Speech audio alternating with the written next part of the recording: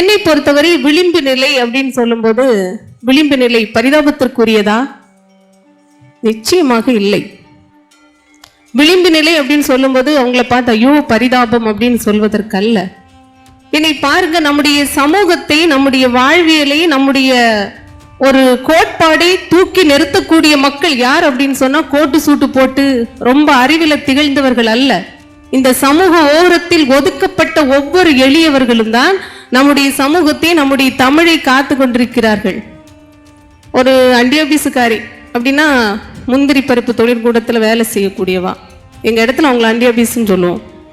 அண்டியோபிசுக்காரி ஒன்றும் பெரிய மேம்பட்டவள் கிடையாது. அவளை பின்னால் தான் தள்ளி வச்சுருப்பாங்க. அவளுக்கு படிப்பு இருக்காது, ஒரு சமூகம் கட்டமைத்த அழகு இருக்காது, அவளுக்கு ஆங்கிலம் தெரியாது, அவளுக்கு எதுவுமே தெரியாது. ஒரு மேம்போக்கான இடத்துல அவளுக்கு இடமே இல்லை. அவ ஒரு மரத்தை நட்டு வளர்த்துட்டு இருக்கிறா. அந்த மரத்தை முறிப்பதற்காக பெரிய அறிவில் சிறந்தவர்கள் எல்லாம் கூடி ஆலோசனை செய்கிறார்கள். இது நம்ம நிறைய இடங்களில் கேட்டிருப்போம்.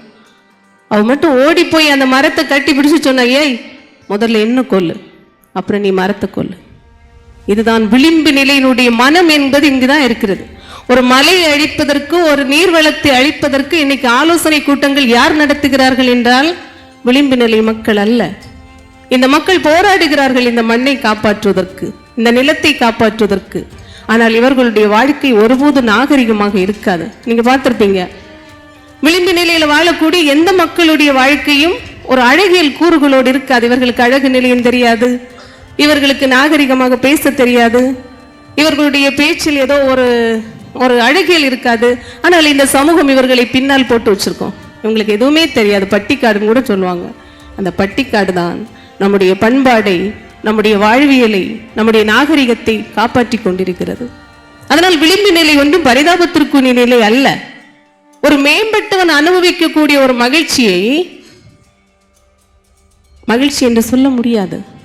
ஒரு அடித்தட்டு மக்களுடைய வாழ்க்கை இருக்கு பார்த்தீங்களா, அதோடு கரைந்து வாழ்ந்து பழகியதாலோ என்னவோ. இங்க எத்தனை பேர் ஒரு டீ கடையில் போய் டீ சாப்பிடுவீங்க? ஒரே ஒரு பிள்ளை மட்டும் அப்படி சொல்றான். நம்ம ஆண்கள் சகஜம், பெண்கள் எத்தனை பேர் டீ கடைக்கு போவீங்க? எத்தனை பேர் மீன் கடைக்கு போவீங்க? எத்தனை பேர் சகஜமான ஒரு பொது வாழ்க்கைக்குள் போவீங்க? ஐயே அதெல்லாம் வெக்க பரியேடு, எங்கள் ஊரில் பரியேடுன்னா அவமானன்னு சொல்லுவோம்.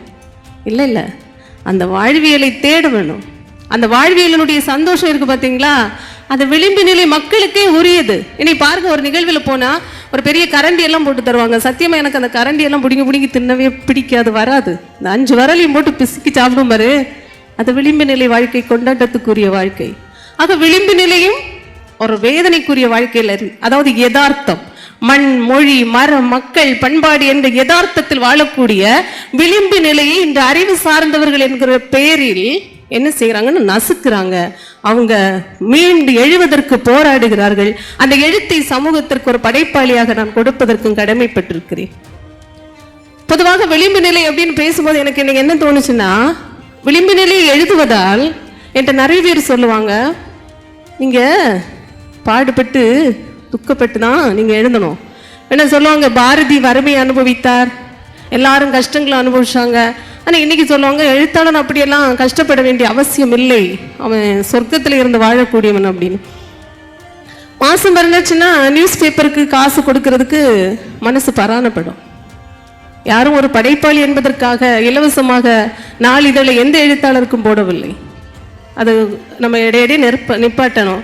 அப்புறம் ஏதாவது ஒரு பத்திரிகை நமக்கு இலவசமாக சேருதா அப்படின்னா நிச்சயமா வராது. ஏதாவது புத்தகங்கள் இலவசமாக கிடைக்கும் அப்படின்னா கிடைக்காது. ஆனால் இதை கூட ஒரு அடிப்படையில் ஒரு விளிம்பு நிலையில் வாழ்வதால் நான் கஷ்டப்பட தான் செய்கிறேன். ஆனால் எனக்கு அது பிடிச்சிருக்கு.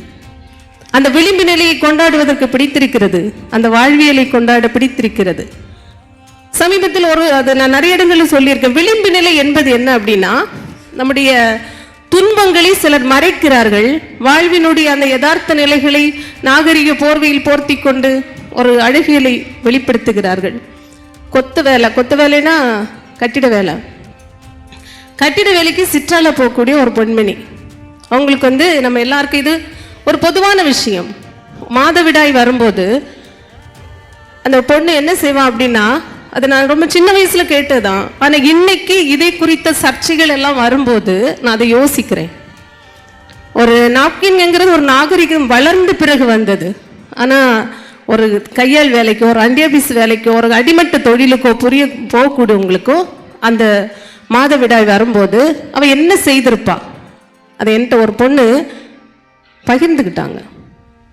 காலையிலே எடுத்து மடிச்சு வச்ச துணி சாயங்காலம் வரைக்கும் அதை கொண்டு தெரியுது. விளிம்பு நிலை இங்கே தான் இருக்கு. அது அங்கே வேலை செய்யக்கூடிய கன்றாகும் பார்க்கல, கொத்துனும் பார்க்கல, அவளை அப்பப்போ காணாது. அவள் உண்மையாவே சொல்றா, என்னுடைய சிறுநீரை பிழிந்து அந்த கசடை அழித்து விட்டு அதே இடத்துல திருப்பி வைக்கிறேன் அப்படின்னு சொல்றா. விளிம்பு நிலை இங்கே தான் இருக்கு. இது இன்னைக்கு எத்தனை நிறுவனங்கள் உள்வாங்குகிறது, எத்தனை பேர் இதை பத்தி நம்ம பேசுறோம். அப்ப நான் எழுத வேண்டிய கடமை இருக்கு. ஏன் அவளுக்கு பாதுகாப்பு கொடு, அவளுக்கு வலிக்குது, அவளுக்கு அந்த இடத்துல ஊழல் இருக்கு, அவ கஷ்டப்படுற, இது யார் பேசுவா? இதுதான் விளிம்பு நிலை. அப்ப இந்த விளிம்பு நிலை என்பது நம்ம பரிதாபத்திற்குரியதல்ல, பேச மறுப்பதை பேசிக்கொண்டிருப்பது. இன்னைக்கு பெருமாள் முருகனை பத்தி சொன்னாங்க இல்லையா? பெருமாள் முருகனுடைய கதைகள் இங்க நிறைய பேர் படிச்சிருப்பீங்க. ஐயா, ஒரு மலத்துக்குள்ளால ஒரு வாழ்வியல் இருக்கா? இருக்கு.